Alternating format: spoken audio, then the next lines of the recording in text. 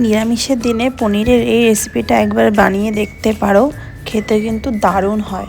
প্রথমে একটা পেস্ট বানিয়ে নিচ্ছি। তার জন্য একটা টমেটো, কিছুটা আদা, কাঁচা লঙ্কা, গোটা ধনে, জিরে গুঁড়ো, 8-10টা কাজু বাদাম আর সাদা তিল দিয়ে ভালো করে পেস্ট বানিয়ে।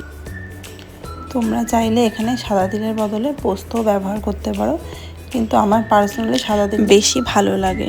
এরপর একটা কড়াইয়ের মধ্যে সাদা তেল দিয়ে পনিরগুলো টুকরো টুকরো করে হালকা নুন দিয়ে ভেজে নেব। পনির ভাজা হয়ে গেলে একটা পাত্রে তুলে রাখবো।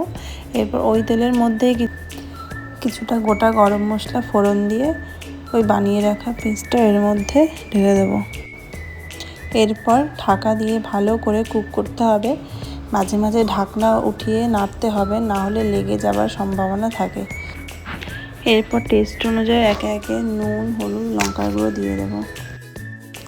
এবার টেস্টের ফ্লেভার বাড়ানোর জন্য এখানে ক্যাপসিকাম অ্যাড করছি। ক্যাপসিকাম দিয়ে এবার কিছুটা কুক করে নেব নেড়ে চেড়ে। তারপর এর মধ্যে গরম জল দিয়ে ভেজে রাখা পনিরগুলো দিয়ে ভালো করে ফুটিয়ে নেব। এরপর ফাইনালি এটাকে ফিনিশ করব কস্তুরি মেথি, গরম মশলা আর ঘি দিয়ে। তবে ঘিটা একদমই অপশনাল।